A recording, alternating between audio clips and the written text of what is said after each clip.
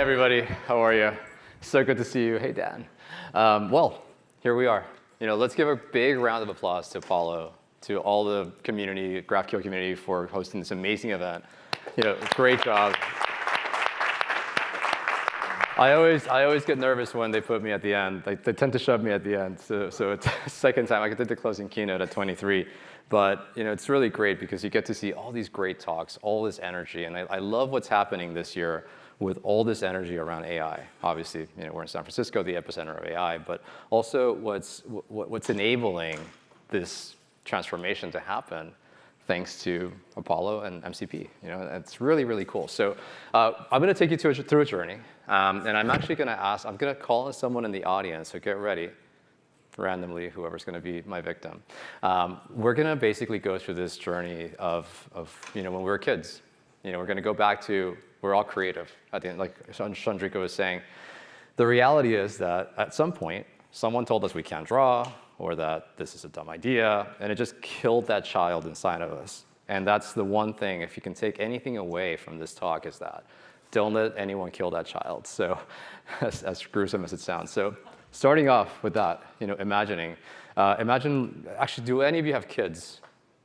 Okay, tons of people have kids. I want kids. I just proposed to my future wife last night, so she's here in the front of the stage. So hopefully that'll be our next startup. She's also a founder. We're going to launch a family. So anyway, I want you to imagine like when you were a kid, or even your own kids, finding random little objects and creating something so meaningful to them. They might just grab a couple sticks or some Legos and they just go and just do some crazy thing that you wouldn't even imagine. And they just do it. And it's so cool that they're able to think that way, right? They have that freedom, the creative freedom. And that goes to create, right? So the whole idea of creation, I think, of building, is that you're just taking risks. You're taking that idea that you have, and you're essentially giving it a shot. You're making yourself vulnerable to actually, maybe this can completely faceplant and fail, or it can be amazing. And what we end up seeing with builders, with founders, this is my fourth company at this point. And with us, with people that just always constantly live in this risk zone, which makes other people like my brother, who's complete opposite of me, polar opposites, super uncomfortable because a lot of people just prefer the comfort. Now, that risk-taking ability also leads you to potentially making massive human impacts. And we're going to see how we're doing this with a couple of journeys here. So my journey as a builder, let's start off with that. It's a long journey. We're going to start when I was a kid. I started coding at 8 on the Commodore 64. Who knows the Commodore 64? We're all old. I love it. OK, cool. So this little 8-year-old was coding assembler language because I'd like to do unsavory things like crack software. Just look for the XORs and the jumps. It was super easy. But one of the cool things about that mindset of a child, I was just talking about this with Uri, actually, and Jeff, from the co-founder of Apollo GraphQL last night, how I ended up using the Commodore 64's floppy drive because it had a full processor on it. So the computer had a processor, no math coprocessor. We didn't have anything even close to a GPU back then. You used to save all your calculations on a lookup table. And so in my 8-year-old head, it was like, oh my God, I looked at the specs of the floppy, and it literally had a full processor. So I'm like, I'm going to just, there's a serial port running through this. I'm just going to use this as a coprocessor. And the software that I built was super fast because of it. I was able to think outside the box and do something that was actually quite cool. And my brother, when he saw it, he's like, what the fuck? Like, that's amazing. Sorry for the F word. Anyway, so that led me to getting kicked out of high school eventually. So I was kicked out of high school, and I'm saying this for a really good reason. So I was really bored in school. I was the product of a public school system that put a lot of emphasis on taking tests, on showing up to class, and I sucked at showing up to class. I barely made it here on time. But I was actually not doing anything crazy. I was literally just going to the library and learning to code and reading. And the reason why I hacked the school district was because I actually had really bad grades. I used to come to class, get top scores in the tests because they were super easy. But my attendance record was horrible, and so I had straight C's or D's. And so I bumped myself up just a little bit so I can qualify for this community college program that we had in my high school, where I can actually go take cool classes like linear algebra and discrete calculus. So it was fun stuff for me. So anyway, the moral of the story is that I represented myself as a punk 16-year-old kid should. And I told the judge, like, I was helping you guys do a better job with my education, which did not sit well. He was like, you are so done, stop talking. And so they basically cut me off of potentially even going to college. So I ended up, they were like, yeah, I'll go to trade school. I was like, no, fuck that. So I started my first company because of that. So, and that leads us to, by 27, I had 2 exits. One is a unicorn now. So my first one was not sexy. It was actually just a printing company, online printing company. Maybe some of you have used it. It's called Uprinting. That's now a unicorn. And after that, I ended up taking a bet that we'd all shop on our phones in the future. That was back in 2007, I believe, or something like this. Yeah, back I think it was iPhone 1, 2, or 3.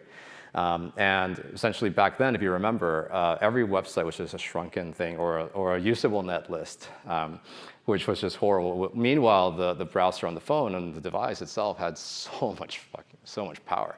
And then you're using your fingers as devices, right? So I reimagined the whole user experience using your hands and your fingers. And that led me to, eventually, since I had 2 exits, I didn't have to work anymore. I moved to New York. I unfortunately fell to addiction. That's something that I always talk about very openly. I ended up homeless at one point. You see the people that are on the streets here in San Francisco or maybe wherever you live. I was in New York at the time in winter, so I was sleeping on the train, on the metro. And basically, that was, I think, one of the most, I would say, important experiences of my life that actually was more powerful than having an exit or building or whatever, that taught me ultimate resilience and also humbled me up a lot. And so ended up checking myself into rehab a couple years later. I actually rebuilt myself quite fast. It was only 3 months of homelessness. And actually, I was just telling one of my colleagues a couple days ago that how I snapped out of it or how I got back to myself was I was actually talking to a random person on, I think it was 33rd and Broadway or 34th and Broadway. No, I think 32nd and Broadway, actually, or 31st and Broadway, so it's south of Macy's. Anyway, at my coffee shop, and we were talking about backpropagation out of all things. And here's this guy talking to a homeless guy about backpropagation deep into the algorithm. And he's like, who the hell are you? And so that kind of brought me back to myself, right? I remembered who I am. And so I rebuilt myself. I built a consulting firm. I did well again. But then in 2016, my best friend, unfortunately, tech investor, Jake Greenwald, he unfortunately overdosed. And I knew I'd be next. So at that point, I checked myself into rehab. And there I was inspired to build. I literally saw our clinicians loved us. They were so invested in us. But they also had these systems. I know Athena Health is here. They actually have some of the better UIs, but they were using these EHRs that were just horrible. They looked like Windows 95 software. I think there may be a job requirement, no offense, for an EHR company to, if you're a designer, you may have to have a degree in bad user experience. So, so that led me to creating In Recovery, which was one of the very first data-driven care platforms for addiction and mental health. And I saw all of us would get the same treatment regardless of our background, of our genetics, of who we are, or even our lifestyle. And so I thought this can be better. Why don't we use patient data to make this a much more data-driven process? And that did really well. We were working with Northwell, with UHS, with CAMH up in Canada. Our first customer was a massive enterprise client. And because of that, we actually were using Apollo GraphQL. So about 3 months, if you watch my keynote from 23, about 3 months into, for 3 months before our first enterprise deployment, we were using Meteor, actually. So we still kind of ended up, actually had no idea that the Meteor founders were the founders of Apollo GraphQL at the time, which is just so funny. But anyway, we transitioned over to GraphQL. And that also led me to having a bunch of resignation letters, my team being super mad at me, but then they realized actually code. So I put on my hoodie, I took off the stupid business suit, and I just went at it with them. And they were like, holy crap, this is cool. We can actually make this happen. And so we launched really quickly, thanks to GraphQL being something that enables that. And anyway, 10 years later, that company, we exited about 1.5 years ago. And now what's next? So obviously, it's AI, right? So ClinicaMind is aiming to make healthcare more human again, ironically through AI. So what we're doing is we're creating the future of conversational AI systems, But beyond that, we're also looking at what data is missing from the space. If you look at an AI model and let's say you query even ChatGPT Pro with a really complex medical question, it face flops. It does not know what to answer, even open evidence, which is trained on tons of clinical research. The problem is that these deep, nuanced conversations that, for example, my co-founders have, they are both neurologists, before surgery, they go to their surgery board, they have the deepest conversations for about an hour about complex medicine, things that you never capture anywhere on a billing note. If anyone knows healthcare systems here, EHRs are essentially billing systems. So they are documentation for billing, created to bill insurance. And unfortunately, that's the data set that we usually use, plus clinical research, which can be good or bad. I mean, it depends on there's a lot of clinical research out there that's actually not great. So that's one. Second, we already talked about. Good UX in healthcare doesn't exist. And I intentionally didn't want to throw anyone that's here under the bus, so this is epic. And the fax machine. Believe it or not, the fax protocol is actually one of the simplest ways to have an API into an EHR. Faxes are used like all over the place in healthcare, and it's the standard, unfortunately. So that's still what we're dealing with. Imagine you're a doctor or you're a medical student. You go to school for 12, 15, 16 years if you do fellowships. You're going to go and use this and have tremendous burnout, be like, what the heck did I just do with my life? Why am I here, right? And that's actually one of the reasons why my co-founder, Julio, he's actually a neurologist here at UCSF, he's like, this can be better. This has to be better. So let's go ahead and show you now. I'm going to show you a demo of my co-founder, Julio Vega. He's, like I said, a neurologist at UCSF. He is in his car on his commute drive home, and he's actually speaking to Epic. So we have an instance running of Epic here, OpenEpic, which is both reading and writing. And also we have another connector or MCP server to PubMed, where when he's asking a deep clinical problem, or let's say to go and look at research, the digital twin, the AI assistant that he has, is actually doing it for him. And not just searching randomly, it's actually intentionally, because of the way that we build it, we'll show you what's under the hood. It's doing a phenomenal job. So let's go over to Julio now and play this. Hi, Julio. Hey, how are you? I'm doing well. Thanks for asking. How was your day? Ready? By the way, before I continue, this is an older version from July, I believe. Just to show you what's next, I'm going to show you after this what's new. You'll see the difference. The voice AI models are rapidly evolving. And we're actually using an open source one called Phonic. It's these two guys from MIT. They're phenomenal founders. And we're able to, because it's an open weights model, we're able to really tune it. And what I mean by tuning in this case is actually adding utterances. This is a really good hack if anyone's building conversational AI. When we speak with humans, we're like, oh, that sounds like a good idea. We do all these we have all these little utterances, and that sounds like a good idea. That 1.5, 2 seconds, that's millions of tokens you can process under the hood, right? So you make it sound natural, and at the same time, you're literally able to process really complex queries. So that's not here, but it is on our newer models. Would you jump into case recaps, or would you prefer to chat about something else? Yeah, no, let's go into case recaps. It was a long day, so I definitely want to think about a few of those cases. All right, let's do it. We had 14 cases today. The most pressing was Robert D., who presented with a first focal seizure that progressed to a generalized tonic-clonic seizure, and we found a brain tumor. Second, we saw Emma, who is 32, and presented with a postpartum clot. She's currently stable on heparin. Everyone else appears to be stable. Where would you like to start? Let's go into Robert's case. I think that case is pretty important, and we were thinking of discussing his case with the neurosurgeons tomorrow. Okay, Robert D., his case is significant. He presented with a first focal seizure that evolved into a generalized tonic-clonic seizure. Our workup revealed a brain tumor. Would you like to dive into the specifics of his history, medications, imaging, or labs? Yeah, let's jump into what medications we're using for him and just look at some options potentially. So while that's happening, I'm just going to give you a little bit more context as well. So one of the transformational insights that we had when building this actually happened in a hospital in Brooklyn. I was put in scrubs for the first time in my life. I was told, you're my attendee, don't do the David, don't talk to everyone, just walk with me through security and let's get to the ICU. So one of my co-founders brought me into the hospital and he's showing me how he works. He's talking to patients, he's talking to the clinicians, to the care teams. And what I saw in the middle of it was he was scrolling through the EHR, I think they were using Cerner, I believe, or maybe it was Epic. Anyway, he was scrolling through the clinical note, and what he said briefly, he was like, I'm looking for the medication that the nurse gave this patient that we just saw at the ICU, so he can then decide what to do next.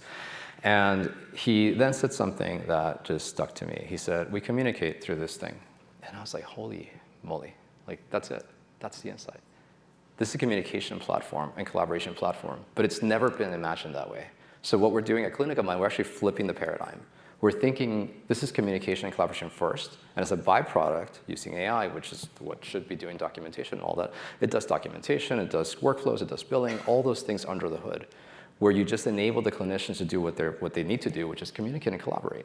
So this is we're seeing it here in the conversational side. There's also a UI layer to that. Robert is currently on levetiracetam, 750 milligrams twice a day. Given the new diagnosis of a brain tumor in his seizure presentation, we should discuss if this is the optimal regimen or if adjustments are needed before consulting with neurosurgery. We can also consider other anti-epileptic drugs based on the tumor type and location.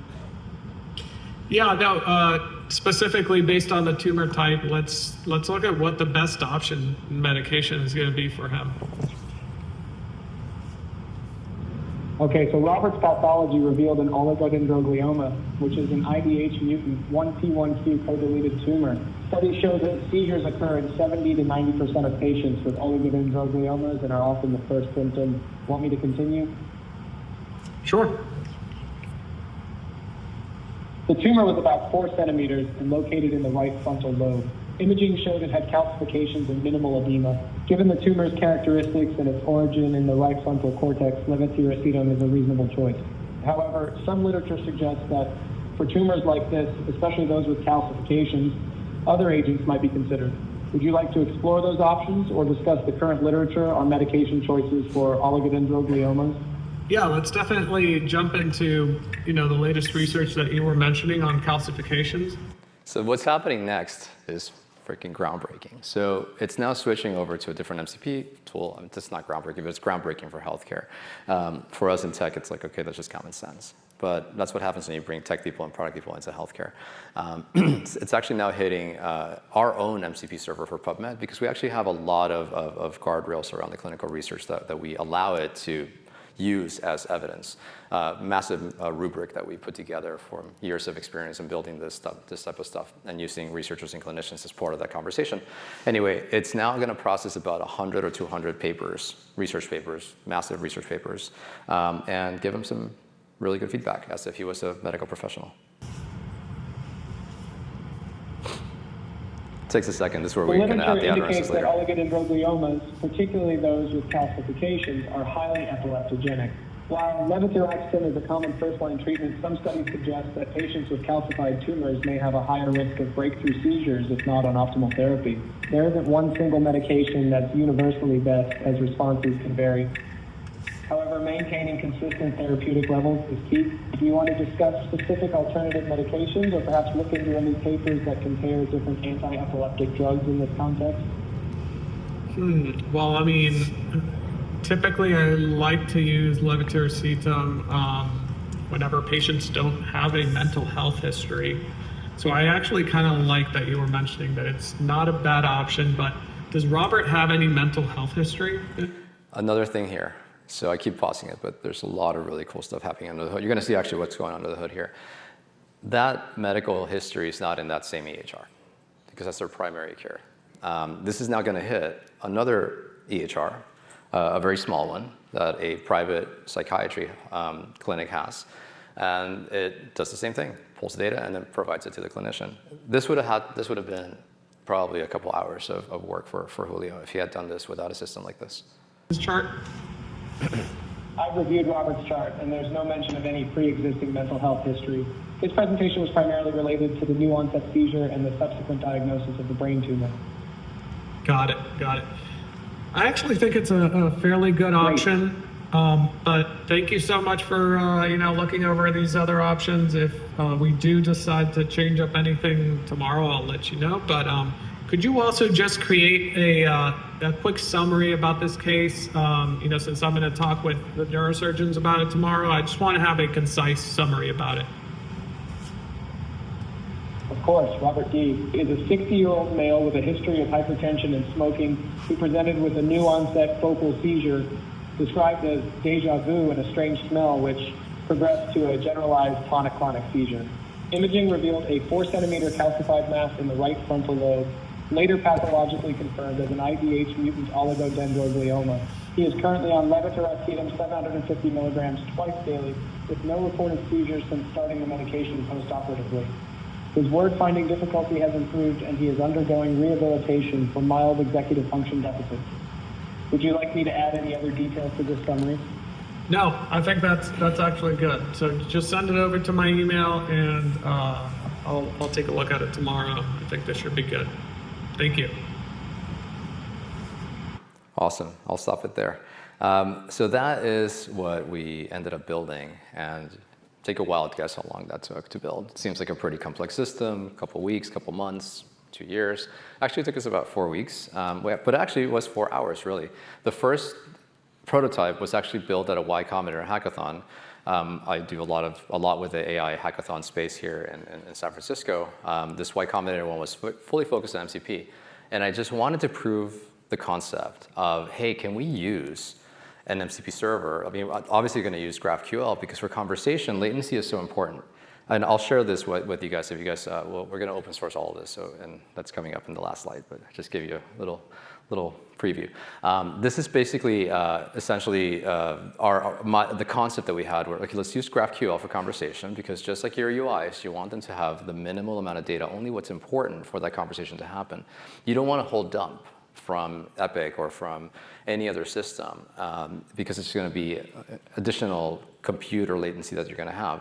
So originally I was thinking I'll just code a quick MCP server or slap something on top of this GraphQL API and then we're good to go.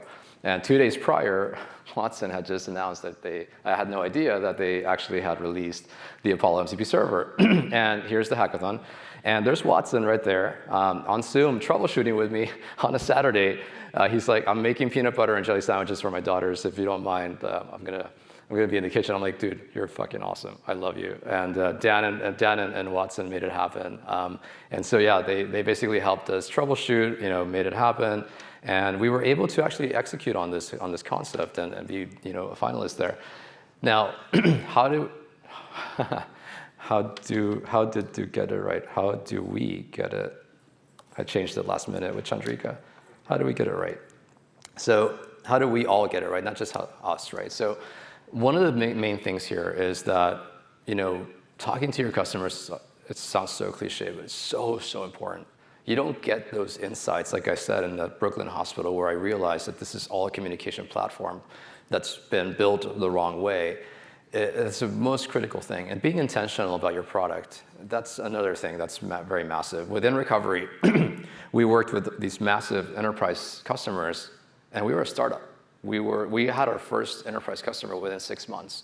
And the way that we approached them was we used design thinking. We used this empathy-first process that essentially gets you to the root problem of what you're trying to solve for. You don't come with solutions, but you come and address the actual problems, and that takes a lot of effort. It's not just a surface level problem, but it's really digging deep into what the actual root problem is. And the other thing is that we're actually under the hood using some really cool stuff. Meta is part of the company, well, partnered with the company at this point. We are working with their superintelligence group to build out this really cool thing they're going to see in a second. And we're using graph neural networks. I've been building ML and AI stuff, well, not really AI, ML stuff for like maybe 15 or so years, back before it was sexy. And so graph neural networks are really helpful here because they map relationships. They're not predicting the next token, but they're predicting the next relationship, which is super valuable in healthcare. And then we're using narrow AI models. What that means is that we have these smaller 7 billion, 14 billion parameter models running that are only good at one thing, neurology, gastroenterology, or whatever it may be. That's the key there. And then also that open source specialty AI models are usually much better. You'd be very surprised at how much momentum, and I also, I'm here in SF, so I see it all day long, but how much better these open source models are than commercial ones. So the first point, talking to your customer, this is just one slide of customer research that we do. This is like a couple, maybe 10, 15 calls that we did with one customer, it's a neurology customer. And if we even just zoom in, actually it should be this. If we just zoom in, one of those massive pieces of sticky notes of just one of our design thinking sessions is this one workflow. That when a patient comes in, before let's say they're coming from a different hospital, that clinic is not going to have their medical record. So the patient has to fill out a form, paper form, they sign it, they then fax it to the hospital, well, the clinic faxes it to the hospital, and then they have to hope for the best. Let's make sure they got it. So they call within 2 minutes. They just keep pestering the medical records department until they send it over to them, and then finally get it. And then they're able to proceed with care. Worst case scenario, they're going to fly blind. The doctor's going to see the patient. They're not going to have the medical record. They're going to rely on patient telling them, hey, what's up? What's going on with you? If it's a dementia patient, if it's an older patient, my parents are 78 and 90. My mom is 78, my dad's 90. I am very deeply connected to their care, so anything that they are doing care-wise, I'm always there. Or if we show up to the hospital, we triage with my brothers. Triage, oh my God, I've been in healthcare too long. We just bounce it back and forth with my brothers and I. But when it comes to this type of system, you can all start thinking about, hey, why don't we just have an automation system here, right? So a medical record agent that literally ingests the data, and let's say we see that there's a filter of 5 days prior to the visit. If we have a medical record missing, let's set up a call. Let's just make a call, an automated AI call, that gathers the consent from the patient, verbal consent, and we actually have a demo of that. I'm not going to show that today because we have a more interesting one. And that's an e-signature, and we then e-fax it over to the hospital and then do the same thing that the clinic would be doing. We then have the agent call again. This is a separate agent. We actually tend to do agents that are only good at one thing. And then have an orchestration system, but not with not that crazy. I won't get into it and throw anyone under the bus, but we're very, very specific of how we have state machines running that basically enable us to be very deterministic with our agents. But this, after the e-fax is sent, the second agent calls the records department, asks, hey, did you get it? We're going to expect this patient. If 15 minutes later, they call us again, and it eventually comes in. And then once it comes in, then we do other automations like send a notification via Slack or whatever to the provider. So that's one. And the next one is being intentional about product and user experience. That is a huge one. So we heard this morning that the future is voice. Everyone's saying this, and they're right to some extent. We've been in the space so long now that we've realized that it's not enough, and that there is a missing UI component in the conversational AI world. And that's where hybrid UIs will start kicking in. That's something that we've started building with ClinicaMind. Here we're seeing an actual ambient system running. As part of our system is we have also an ambient listening system, which actually is really cool. It's running on device. There's no files flying over the cloud. We're using a lot of on-device inference for security and privacy. But anyway, this is essentially, as the patient is speaking, it's drawing, literally painting a UI for the clinician based on whatever they need. In this case, they're seeing the pain levels. The patient reported they have an upper arm pain. It's about a 6 today. Then I say that I feel my back, and then there's follow-up questions for the clinician. Hey, is there any head trauma? Any neck trauma? What were you doing when you fell on your back? And we just keep going with these UIs that change as the conversation's happening, as the visit's happening. And here we see the physical exam using a multimodal model where it's actually watching the clinician do and there's no actual video being recorded, it's actually just movement. We basically can show the patient even, the clinician could just flip his iPad and be like, yeah, here's what we see. You have asymmetry on your biceps, let's see, or something like this, right? So it's building up again. Instead of having to go into the medical record and see the data that they need to see, it's actually being populated automatically and also provided to them. And this is really cool. So this is actually an outcome predictor. So we have a bunch of models that are running that basically, as you're speaking to the patient, the clinician can also see, and these are all clinically validated. This is a pain assessment model based on this trajectory, this treatment plan. What outcomes can we expect? And this is actually really useful when you're speaking to a patient because it actually shows them, here's some real proof that if you do this, this, and that, it might actually improve your health. Because we all know we don't listen to our doctors, especially older people. So now, using GNNs and all this. So narrow AI models are a massive thing. Obviously, most companies, if we look at this diagram here, or most AI companies, are just the application layer going straight to the foundation model with some context engineering or maybe some RAG, basic things. We're actually building an entire infrastructure system. This is what Meta got involved with us. They saw this, they're like, this is freaking awesome. And basically, we're creating a provider-level model. Providers are clinics and hospitals. And this provider model, essentially, is it's its own neural network that basically, when you attach an AI to it, that AI is suddenly supercharged. It knows exactly where it lives. It knows exactly what it can do, what it can't do. It has guardrails, all these things. So we're using knowledge graphs, we're using GNNs there. It's a work in progress, but it's a really cool idea that when you think about deploying potentially in your enterprise, think about building custom models instead of just RAG. There's a lot you can do here that's very interesting. So then the inference, let's look at the inference chain. The next step is actually then the narrow AI model. This is a small model that is trained only on one specialty, one medical specialty. And then eventually the foundation model. And if you think about it, inference may be done by the third layer. And on top of that, what we're doing is we're also saving the inference calls into a vector store to have some kind of cache. So when a similar query comes in, we can use our cache system to kind of compare and say, should we use this as a starting point to then feed into the inference cycle or not? And of course, like I said, Meta's involved in this, so we are partnered with them through their superintelligence group. We're using something called Llama Stack, which is essentially a framework for launching open source models, which has all the best practices cooked in. So I really invite you guys to check that out. It's really, really cool. And also best practices for launching on cloud, on premise, and on device, which is what leads us to our next thing. And this is actually Llama Stack. I'm going to skip this. Now, last thing. Open source specialty AI models tend to be much better. And I have proof here. So open source voice models are far superior. If you look at what Phonic has done as just one basic example, they're going to open source their model and make it open weights. I think it's phonic.co, because if you search Phonic AI, it's the wrong thing. They need to work on their search optimization. So this model has not been trained on any audiobooks. If you used 11 Labs or VAPI or any of these, you realize very quickly that your voice AI is going to have these crazy spikes, like just randomly out of nowhere, it gets excited. And that's because they're using mostly audiobooks to train these models. Phonic has taken a completely different approach, and because it's also open weights, we're able to tune it. Now, we're going to look at an example that is super cool. I'm actually going to make a phone call. I would invite you guys to make a call, but then we couldn't listen, so I'm going to make it on my phone. And I'm going to make a phone call to this system that we created for Latino healthcare. This is for a customer. We did a deep dive with that customer, figured out what they actually needed at this health system. And we realized that they have a massive Latino population, but it's not being served well. The feedback from the Latino population is not that good. People don't show up to appointments. When we ask the patients, hey, do you understand your care? They're like, no. So many times, like, there's all these disconnects. So we're trying to solve that with conversational AI. So we're going to call this, it's called a promotora. It's basically, I'm from Mexico. So in Latin America, there is something called a healthcare promoter, a promotora.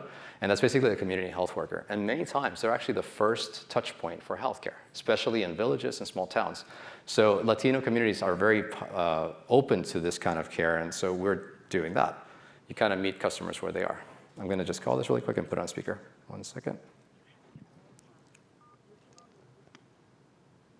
Hey, good afternoon. This is Maria. How can I help you today? Can you guys hear it well? Yes. Hey, Maria, how are you? This is David. Afternoon. This is David. This is Lucia's son. How are you?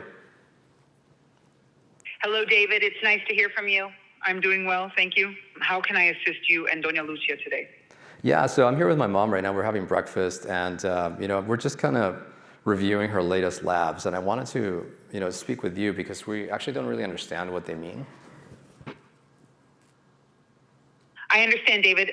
Let me help clarify the latest lab results for Doña Lucia. I'll explain them in simple terms and let you know what's going well and what we might need to watch. Would you like That's me all to in AI, start by with the way. her A1C and kidney function? Sure, yeah, let's start there. Her A1C is 7.6%, which means her average blood sugar over the past few months has been in a safe range, just slightly above the target of 7.5% to 8.0%, which is perfect for her age and health goals. Think of it like a weekly average, not too high, not too low. Her kidney function is stable, with an eGFR of 58, which is good for someone her age, especially with her diabetes. We'll keep monitoring it closely. Does that make sense so far? Yeah, actually, you know, she had a question about her medicine. We don't really know what her diabetes medicine does. Can you explain it to us in just plain language? Of course, David. Let me explain her diabetes medicines in simple terms. Metformin helps lower blood sugar by calming down the liver's sugar production and making her body use insulin better, like turning down the faucet when the sink is overflowing. Empagliflozin works in the kidneys to gently remove extra sugar through urine, which also helps protect her heart and kidneys, like a natural filter that helps clean the blood. And insulin glargine is a long-acting insulin that helps keep her blood sugar steady overnight and in the morning, like a quiet, steady helper that keeps the engine running smoothly. All three are chosen to keep her safe, especially avoiding low blood sugar, which is very important for her age and memory. Would you like me to go over how to take them or what to do if she feels shaky or dizzy? So that's basically using a lot of metaphors so people can actually understand it. I'm going to ask it to go into Spanish mode. Let's see if it does it. Hey, can you tell me that in Spanish? David, I'm here. Oh, yeah, can you tell me that in Spanish so my mom can understand it? Claro, David. Vamos a explicarle a doña Lucía sus medicamentos de forma sencilla. Metformina ayuda a bajar el azúcar en la sangre al calmar la producción de azúcar por el hígado y hacer que su cuerpo use Hey, Maria, sorry, como- let's skip that actually. Let's go back to English. And I'm here with her. We're thinking about her birthday this weekend, what to do that's maybe something that she will like she grew up in Veracruz, so maybe something that is some seafood that's relevant to her. You know, she loves seafood, she loved her time in Veracruz, so maybe something that is also good for her in terms of her diabetes. That's a beautiful idea, David. Since Doña Lucia loves seafood and her roots in Veracruz, we can celebrate with a dish that's both meaningful and diabetes friendly. How about grilled fish with a light citrus and herb marinade served with a small portion of steamed vegetables and a half cup of white rice? That keeps the carbs in check while honoring her culture. You could even add a touch of fresh lime and cilantro, just like in Veracruz. Would you like me to send you a simple recipe or a shopping list with healthy, low-sugar options? It could be a special moment with her favorite flavors, safely. Yeah, let's do that. That's actually great.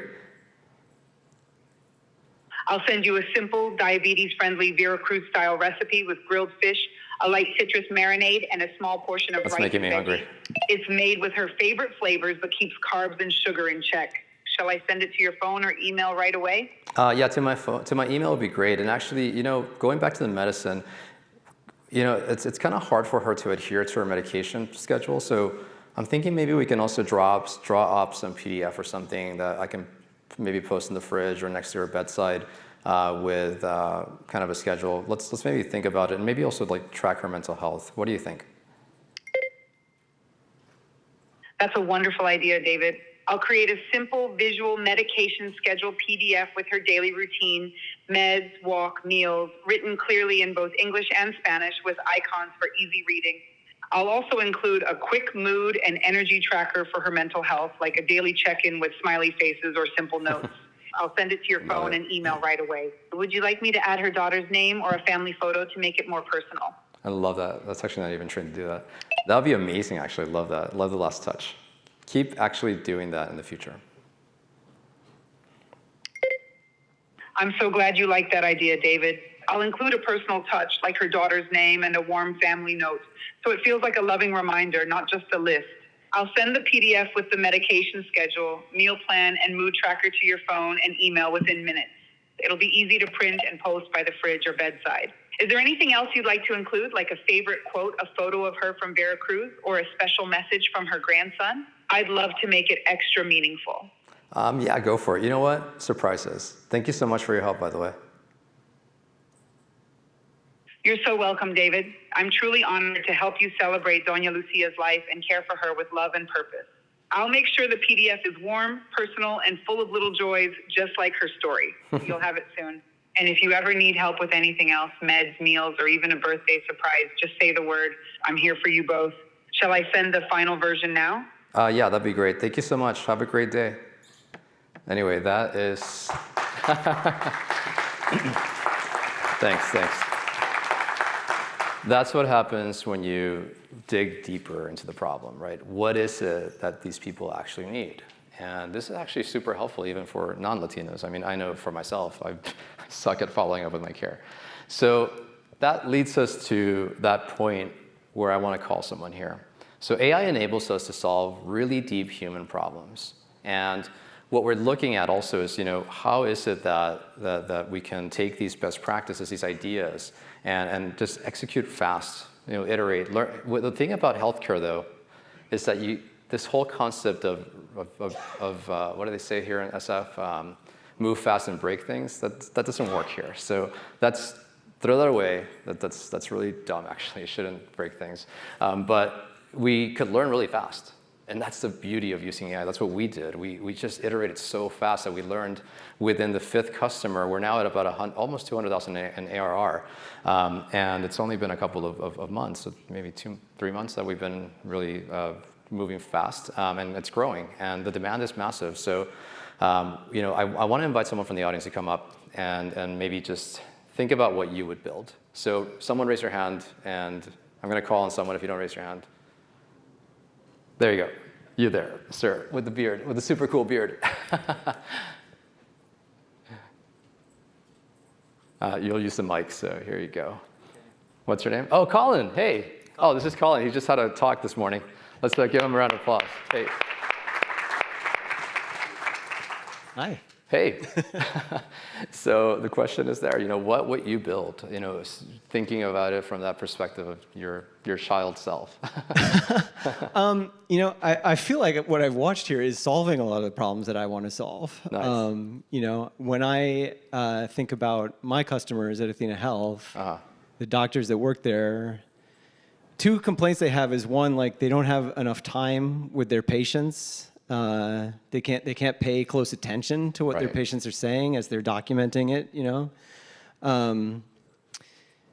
and then we have these UI screens that you're criticizing, rightly so.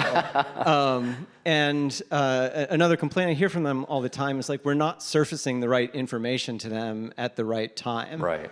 And that's hard to do because every doctor has their own definition of what's the right information at the right time. Right. And we can't just provide a UI that knows what the doctor is thinking. I guess maybe we can. So I guess that's kind of what I would want to solve is being able to surface information to a provider while they're with a patient that's going to help them to provide good health care to that patient so that the patient has good outcomes. Right. I love it. And so that they can pay attention to the person that's in the room with them, without having to pay attention to the screen. Absolutely. Or document and track everything that they're saying. Right. Well, I think we should have a hackathon tonight and just go and build it because we can. That's the beauty of it. We can actually make it happen so fast. So thanks for coming up, Colin. Really cool. And super awesome, actually, that's 2 people in healthcare. So I love it. So yeah, give a round of applause to Colin. All right, cool. So key takeaways. I have 22 seconds. Let's rapidly go through it. So build with intention. That's forget about everything else. Build with intention. Whatever you build, put all your heart and soul into it because it's going to make a massive difference. And people will feel it. When you use an iPhone, when it's even from when you open it, maybe Apple has kind of fallen off a little bit, but it's not a big deal. When you open a phone, the whole user experience is so well created, so well crafted. Products are the same. When you build digital products, people feel it. Even platform stuff, by the way. So digging deeper, the second one. Really get to the root of the problem. Ask why till someone's crying because their parents didn't give enough attention as a child. Get to that point of what is the real problem? We always kind of solve for the surface level problem, and we forget to go deeper and actually go into the root problem. And obviously rapidly iterate, learn fast. It's possible. You guys have all these amazing tools from Apollo GraphQL to Apollo MCP. You can actually try things so quickly and make them happen.